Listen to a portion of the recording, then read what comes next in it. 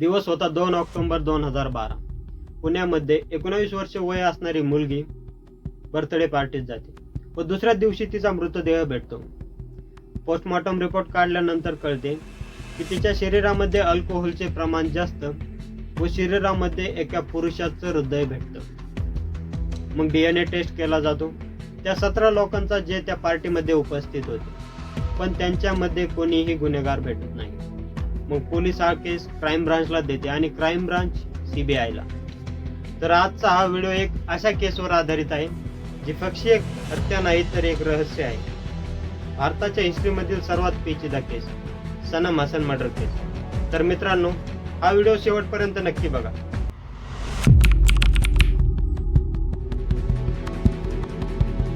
या पूर्ण कहाणीची सुरुवात होती पुण्यामध्ये राहत असणाऱ्या सनम हसन नावाच्या मुलीवर. ही मुलगी फक्त 19 वर्षाची होती.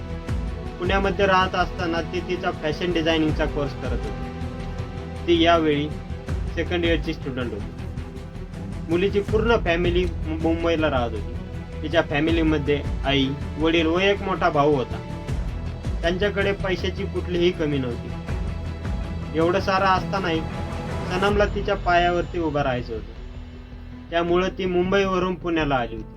पुण्यात राहत असताना ती तिच्या अभ्यासासोबतच पार्ट टाइम जॉबही करत होती. पुण्याच्या फोनिक्स कॉम्प्लेक्समध्ये एक अल्डोचे शोरूम होते.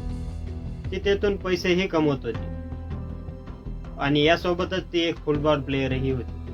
म्हणजे सनम तिच्या प्रत्येक फील्डमध्ये चांगलं करत होती, म्हणून तिच्या घरचेही तिच्यावर खूप खुश होते. ते तिला भेटण्यासाठी पुण्यालाही येत असत. पुण्याला राहत असताना सनमचे चांगलेच मित्र व मैत्रीण बनले होते. सर्व काही खूप चांगले चालू होते. मग दिवस येतो 2 ऑक्टोबर 2012. या दिवशी सनमचा वाढदिवस होता. तिच्या वाढदिवसानिमित्त तिचे आई आणि वडील पुण्याला येतात. ते दिवसभर तिच्या सोबत राहतात, हिंडतात, फिरतात व हॉटेलमध्ये जेवणही करतात. व त्याच वेळी सनम त्यांना सांगते की माझ्यासोबत काम करत असणाऱ्या एका मुलाने आज रात्री बर्थडे पार्टीचे आयोजन केले आहे. हा मुलगा तिच्यासोबत अल्डोच्या शोरूम मध्ये काम करत होता. त्याचे नाव मोहिनीश विजय होते. मग सनम दिवसभर तिच्या आई वडिलांसोबत राहून बर्थडे सेलिब्रेट करून तिच्या मित्र आणि मैत्रिणीला भेटायला जाते.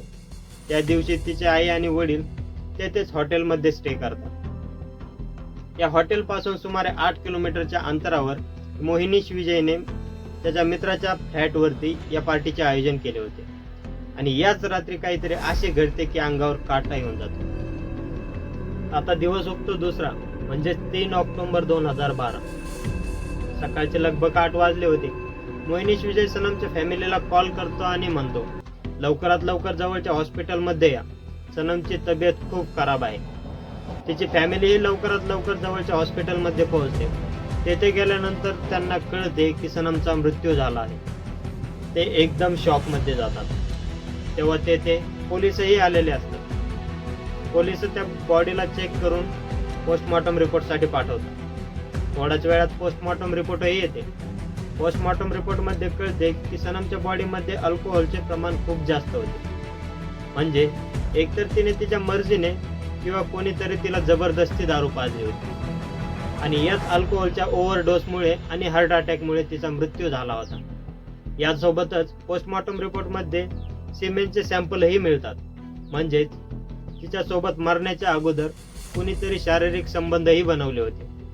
आता हे क्लिअर नव्हतं की ते तिच्या मर्जीने बनवले होते की जबरदस्ती बनवले होते. यासोबतच पोस्टमॉर्टम रिपोर्टमध्ये अजून एक गोष्ट होती की सनमच्या शरीरामध्ये जे हार्ट आहे ते एका महिलाचं नाही तर एका पुरुषाचं आहे.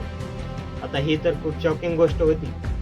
जेव्हा पोस्टमॉर्टम केलं जातं तेव्हा शरीरातील सर्व अवयव बाहेर काढून त्यांना चेक केलं जातं. जेव्हा हृदयाला चेक केलं गेलं तेव्हा समजून आलं की हे एक महिलाचं नाही तर एका पुरुषाचं हृदय आहे.